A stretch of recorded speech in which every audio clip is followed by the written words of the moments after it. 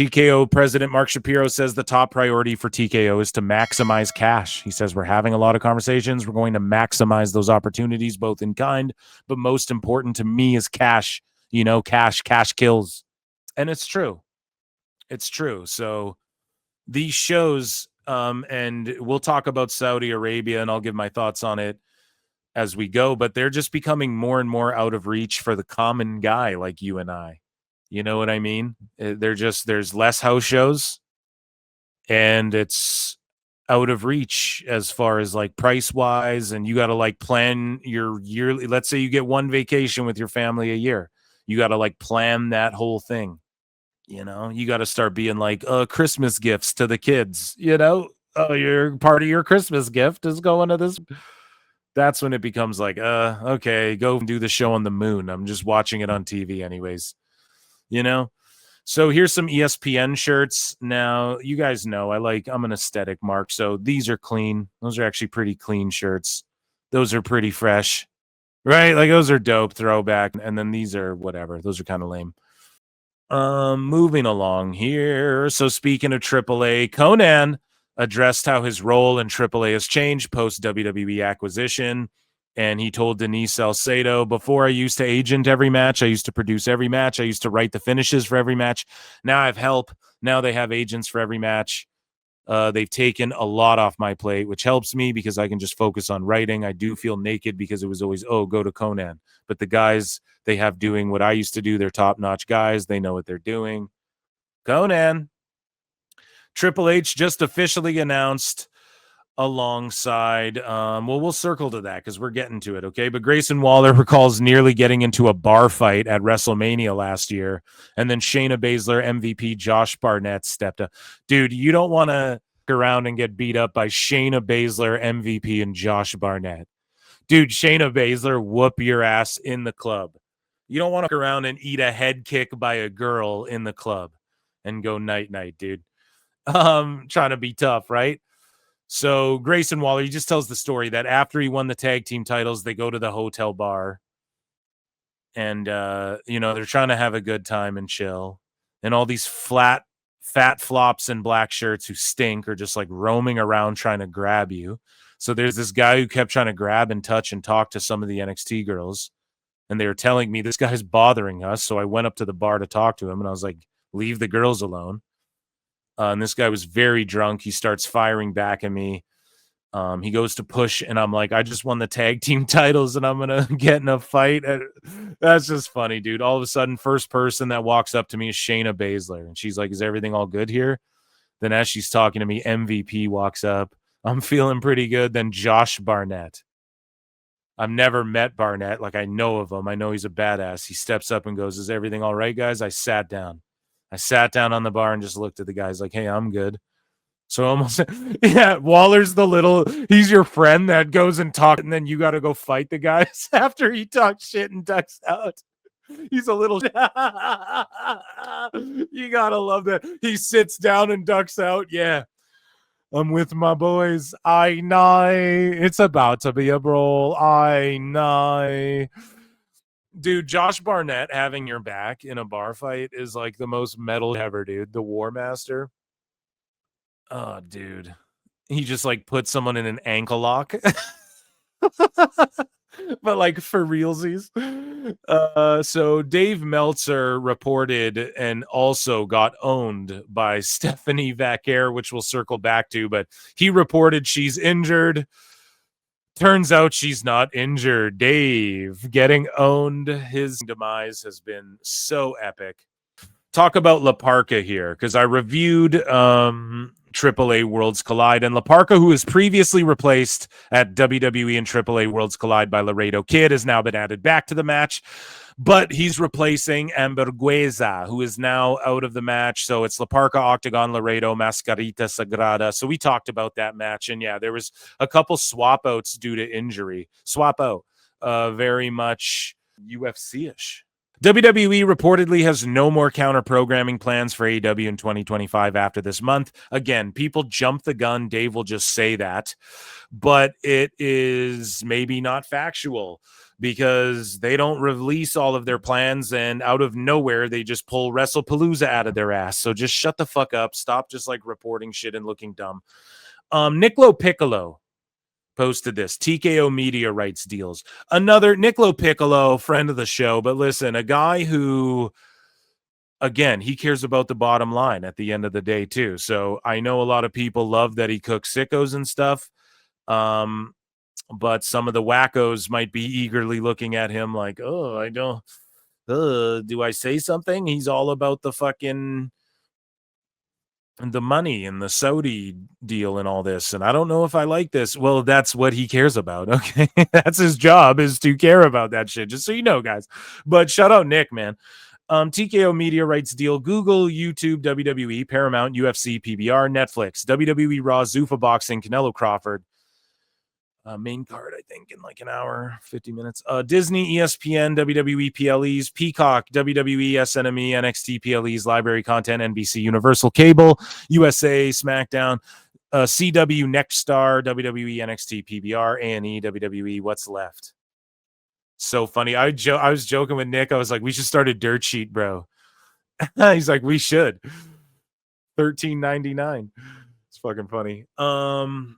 So WWE will not be hosting its annual post-Christmas live even Dumb and Dumber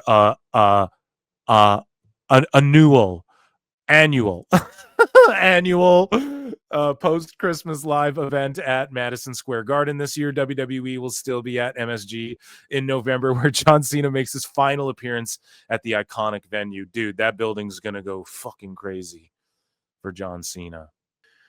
The likes of Stone Cold Steve Austin and The Rock, we will talk about that. Nikki Bella reveals a WWE legend producer encouraged her to hit the springboard kick on Raw. So she's just fucking spilling beans. Why are you spilling beans on Raw after what happened with it at Clash in Paris? And she just buries whoever this legend producer is. Allegedly. Allegedly. Am I right, fellas? You know, when I was talking with my producer and there was another coach around and they were telling me about the, to hit the volley kick. And I was like, I don't think I want to tonight because of, everything that happened from the PLE, Clash in Paris, to how, all the hate towards me online. So I was like, I don't think I want to hit it. Yeah. And it was crazy because one of, it's so funny, the old school wrestlers, one of the legends, one of the who's a coach now, he was like, I told myself I want to stop saying names because I feel bad with conversations I have at work. I don't want to always like come on the podcast and say that, right? But he was like, he goes, no, you will hit it tonight. And you're going to hit it damn good. He goes, because. So it was like, what show was this? Raw? So who's there? Undertaker? HBK? Who could it be? Hayes? Michael Hayes? That is a really good move that you have built up for many, many years. And just because there was one night where it didn't work does not mean that you are going to stop doing that. He goes, I didn't grow up in social media. So for me, when I had failures out in the ring, I wasn't getting destroyed on social media. So I feel for all of you who have to be in this generation of that. He goes, we failed at something. We just redid it. We just kept going. He goes, there was never a thought about like, oh, I'm not going to do that again. Like sometimes it just doesn't work. He goes, so no, you're going to do it. And you're going to do it so great. And we're going to build that move up again because that move was great. And we're going to make it me. Okay, so it's like an encouraging thing. And then Wrestle Talks, he pushed me outside my comfort zone. He pushed me out there and it succeeded and it taught me something. So that's a good little quip that they pulled from there. Something again. And so before we get our inspiration affirmation, I was like, you know what, you're right. And it really like built me up. And my producer's like, yeah, exactly. And They could have totally just took that quote and been like, oh, she, so Wrestle Talk. Okay. All right. Did do that. But you know what? That's anywhere in life, right? Especially being social media. Yeah. Very motivational. Shout out Nikki and shout out whoever that was. Okay, so ESPN is running WrestlePalooza specials all day long, like how they do with Super Bowl events. So that's fucking crazy. And this does feel like a big deal. WWE Hall of Famer Jerry the King Lawler recently suffered a stroke, but is thankfully on the road to recovery. We covered this earlier, and yeah, man, get well soon, Jerry, and prayers up, and just rest, my guy. Drake has the official theme song of WrestlePalooza, Nokia. He's just trying to get in that WWE's. Everybody's trying to get in that WWE space, but he's trying to work his way. He wants to find himself backstage with mommy. You know what I'm saying? So this is what Carl Anderson had to say about AJ Styles and that quote-unquote pipe bomb promo,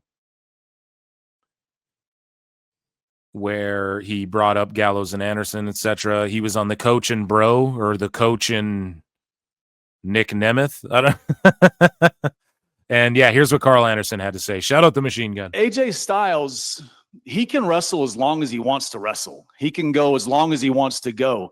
The thing with AJ, he's such a family man. He's always ready to hang it up, and he likes to tell us that he can sit down if he wants to. He can stay home if he wants to. Like, he's done his thing. He's proved this point that he's one of the best wrestlers of all time to ever do this. He's proved everything that he's ever needed to prove, but he likes being home, but the question would be, is AJ going to wind it down? Is he not going to wind it down? Knowing AJ Styles and knowing his competitive nature, I truly believe in my heart, and we don't talk, and it's not that we don't speak a lot. It's a quick. If Tony Khan put some millies on the table and said AJ Styles one match, I could see him doing it, but would anyone be interested? What if he put some millies down and was like AJ and the Good Brothers versus Kenny and the Bucks or something? Or is all that Bullet Club shit? I think people are just over that shit, So I think for AJ, if he will retire in WWE. He even said it. I think that I should be inducted into the WWE Hall of Fame first and foremost, like above anything else. So he won't do anything to jeopardize that. I truly believe that. But when that's all said and done, and if someone comes knocking like, hey, dude, one off, or do you think he wouldn't go to New Japan for I could totally see him doing it, man. I beat that to death as well. I love you. I hope you're doing good, buddy. I miss you. But I don't think, knowing AJ Styles' competitive nature, I don't think he's going to hang it up. I heard his contract ends in February, and who knows what the truth is to any of that, right? I still think no matter what, whether it's with WWE or it's not, which I think it's going to continue being with WWE, I think AJ Styles is happy where he's at. Yeah, I think he's super loyal. I think AJ is going to continue, and I really believe that. AJ. I love it. I think WWE would let him go have a match in Nuge. Not AEW, but if they were like, yeah, go and do your dream matches, I think they'd let him do that. But at the same time, he has nothing left to even do. What could AJ even do? It's like Carl said. He is one of the greatest to ever do, to ever pro wrestle ever. It's just that simple. So Nikki Bella admits online hatred almost stopped her from using her signature move. Talked about that. Footage of the live crowd at WWE and AAA. We'll circle back to that, actually. So WWE will be making an announcement tomorrow. Here was Dom. He won the Mega Championship. We talked about this. Konnan very few times in here. Let's go! Dirty Dom, a national holiday over the king of the luchador. So that's awesome. Champ Dom. Tiffany Stratton reveals why the Daddy's Little Rich Girl character got dropped, and Sean was like, we don't have a daddy for you. We don't really have a payoff, so I think we kind of just need to scrap it. Hey, I'll be your daddy. Oh, I got a daddy for you. So just lazy dice. Just lazy shit hack jokes. Currently, during the main event of Worlds Collide, they had 229K live watchers. On WWE Espanol, they had 136K and then 126K on Lucha Libre AAA. So that's pretty cool, man. They knocked it out of the park. Shout out Switchblade. Chronicling the numbers. Here is Saraya talking to Natty on Busted Open and LaGreca about potentially returning to WWE after her rival or her iconic opponent. I don't really think, were they rivals? It was just iconic, like one-off opponents, sort of. Or how many times did they wrestle a lot? I can't even really remember. You just remember the one from the Florence Pugh movie. But yeah, here's her thoughts on AJ Lee's return and her possible return. AJ Lee's return. Oh, my baby. Like, so, and I hear it in your voice. So let me ask you, Saraya, let's be honest here. Are you getting juiced up? Like, are you like, all right, all this stuff is happening, I want to be a part of it? You know, I'm always going to have that feeling because WWE is doing amazing things right now. And you're just like, man, I miss being in the locker room. I miss being around people like Natty. You know, I miss my sisters. You know, I do miss that. And I miss being a part of these things. And then when I watched AJ, I've watched that over and over again because she's my fairy godmother, dude. I love her so much. She was one that kind of took me under her wing when I first came up on the roster too. And we traveled together and, you know, we had the frenemies thing. And my social... Let me pitch a show. Netflix. I know you're listening to PWT Confirmed. Let me pitch a show. OG Divas.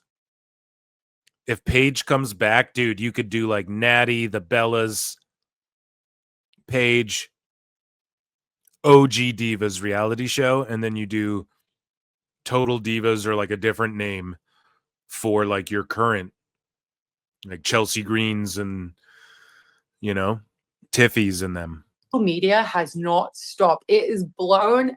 And then you alternate seasons. You know what I mean? Or figure out a title for it, and then and then you alternate. When one season's done, you can drop the other one. Boom. I cannot go on there without hundreds and hundreds of thousands of people doing videos. I don't know if people want to see Paige and Natty and shit again. Do you? Would you guys watch that? I don't know. Those shows back in the day were awesome. It's being like, please bring Saraya back. Please bring Paige back, you know. And I get excited. I'm like, because I keep forgetting. I feel like people don't like me anymore. And it sounds pretty, you know, insecure. And I'm not trying to get sympathy. But it made me really emotional for the past couple of days. And I have like shed some tears about it because I'm like, oh my God, people still like me and they still want me to be around. And that's probably... You like me. You really like me. The best feeling in the world for me. Like, you know, I get insecure about these things. As Nat, you know, like this world can be a little... stressful, you know, and you get insecure. And so yeah, that's been amazing. And with AJ, I would love to be, you know, her tag partner again or run it back eventually, you know. I'm not saying right away. She needs her moment, you know. Like they were tagging and shit. This is what I mean. People are excited for her to come back. Maybe one day. We'll see. Some of this shit you can't remember it all. It's absolutely no way. So yeah, Worlds Collide 1.1 million views because again, the unique views come out after, like there's unique viewership and then there's like, you know, how much you're actually watching live, whatever. So let's see here. No 3 milli is what AEW Shield said. This guy's such a little pussy. He just defends AEW so hard, dude. It's like they don't care about you. No 3 milli. It's like, what are you, a fucking redact? So James Gunn says Dave Batista was his first choice to play Peacemaker. You know what? I love Batista, but thank God it's not him. John Cena kills that role, dude. And James Gunn told Howard Stern that it was Dave Batista. He's a good friend of mine. Obviously, he plays Drax in Guardians. I wrote the character of Peacemaker for him, and we offered him the role, but he was offered 2 movies, and we weren't paying him a lot. So he had to go where the money was. I had always been a fan of Johnson's Trainwreck, especially. I thought he was so funny in that movie. I met with him. We talked. We became instant friends. Since then, I've worked with him more than any other actor because I've done 2 seasons of Peacemaker, The Suicide Squad, and we are going to be doing more together. He is a fantastic guy, a fantastic actor, and really, I think I love the Peacemaker show more than anything else I've ever done. Yeah, it's a really great show. It's one of those shows where like me and my wife are like, God damn it, man, we got to wait a week to watch this shit. But that's good that they decided to drop it that way so we don't just binge it out and then forget about it. Yeah, so you guys probably saw in the news too, like Highlander is getting pushed back because Cavill got an injury. I don't know if it's out there what he injured necessarily, but there's talks, okay? It's out. People do know, but I don't know if it's like in the publications, but he got hurt. That's pushed back a year, so I'll just throw out there that may or may not affect some WWE shit. I don't know, or maybe I'm just making that up. Who knows? Anyways, moving along here. So did WWE and AAA waste a golden opportunity by not including Del Rio? We talked about that. I posed the question earlier. Here's Kathy Kelly trolling Rhea Ripley and Buddy Matthews here. Before, I just want to cover all this stuff before we get into the Saudi Arabia stuff, okay? I can't believe that it's finally me and you and you and me, just us and your.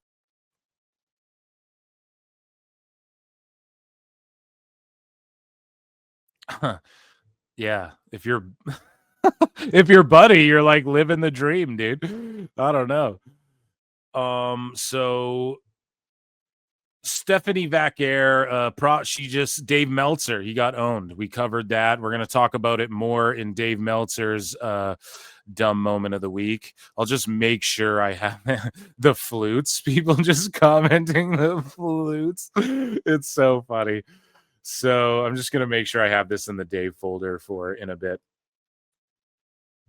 And so, yeah, she just shut that down. She's not hurt, and it's just rumors. So in other big news here, Triple H says we're in the process of building a new one, a performance center in Orlando. It'll be even bigger and better. So there you go, man. I thought they would do the bigger, better one in Vegas, but they might not even do one in Vegas. They might just be like, fuck it. We're based here. Everyone already lives over here. So just bigger and better over here. That's awesome. That's totally fine. And, but again, I told you guys PCs are going to be a real big focal point. The way the PIs are with Dana White, that's a real important thing. And Triple H had that vision too a long time ago before UFC and WWE merger shit was ever in the picture. And yeah.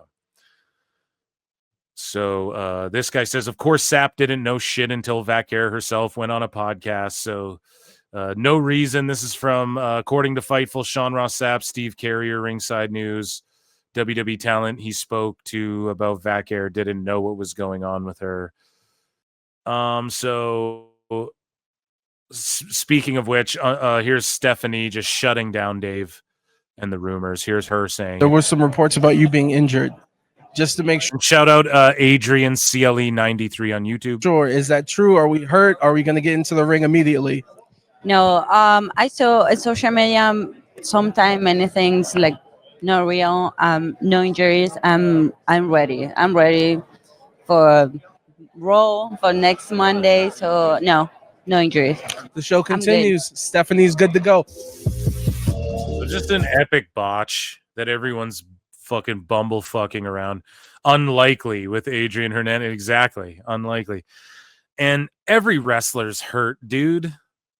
Everyone's banged up, man. And this is what this is what, and then I'll check in with chat, bro. I promise I'll check in with chat. And then we have our two big stories, bro. But when it comes to the creativity, me personally, bro, I invented creativity in wrestling, bro. I'm the most creative guy, bro. I'm the most creative guy, I swear to God, that's ever been in pro wrestling, bro. Listen, bro, personally as a fan right now, I'm being stimulated enough and I enjoy what WWE is laying out for me to where I think it's good. I think it's been solid.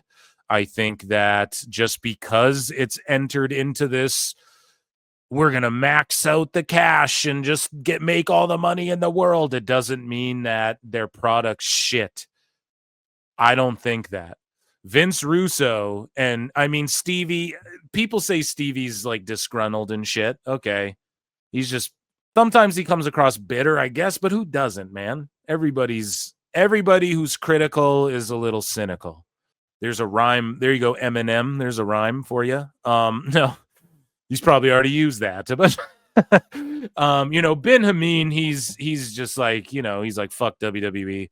And then Vince Russo is just like blinded with WWE hate, or he's just doing this because it gets him attention. One or the other, I don't know. But let's listen to his take on the lack of creativity in WWE. I think AJ Lee's shit was flawless, and I fucking shit on all the Becky and Seth stuff, dude. So to me, it's been really good. Here's his take on it all. This angle was and shout out the brand, by the way. I'm not hating on Vince or Ben Hamin or Stevie Richards or anything like that, but it just seems like a lot of sour grapes over here. About Becky Lynch punking out her husband and slapping her husband around. She should have just come down to the ring in freaking street clothes and taking it to Becky Lynch. But no, bro, she's going to put on the Britney Spears 16-year-old costume and skip her Lou down to the ring like 10 years didn't freaking pass. Lou, skip to my Lou.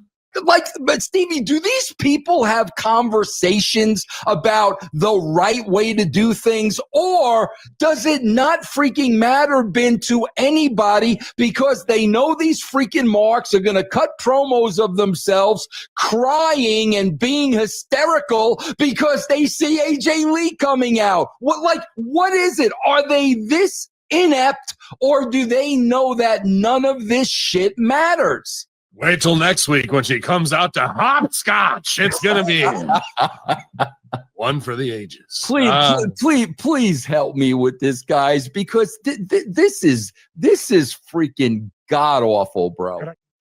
I don't know what he's missing. Like, okay, so Seth's hiding behind his wife. Seth used his wife to cheat Punk out of the title. So Punk gives them every chance. Just face me like a man, Seth, one-on-one, or like answer for hiding behind your, stop hiding behind your wife. He gave them every chance. He's like, I didn't even want to do this. Here's my wife, AJ Lee. And then, yes, she skips down to the ring because Punk's not a bitch. And even though Becky's slapping him and shit, she knows that he can handle it, and he gave them every fucking chance. But she's going to stand up for Punk now.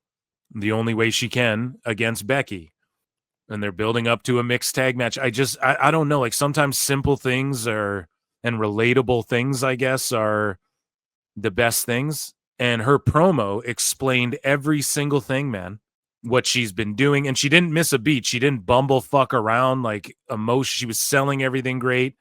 And her promo really took us on this journey of like the last 10 years and where she's at. And I mean, the whole therapy thing was kind of cringe. Yeah, therapy really. And I'm not saying like people shouldn't get there. I'm not saying like, oh, I disagree with people. It was just like kind of a, I don't know. It's kind of a cringe thing, but it's also like part of her character. She's like a psycho. I'm the crazy lady and I got therapy. So I'm a little more sane and I'm a little, you know what I mean? But I still have a crazy side when you mess with my man type shit.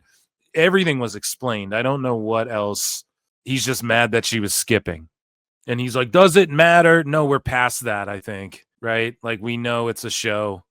It's all so cringe. The acting is so brutal. The monologues and the posing and the smiling and the fucking teeing and yay for therapy. We have mentally unstable people on our roster and people in the crowd and at home making these weird look at me TikTok videos, bro.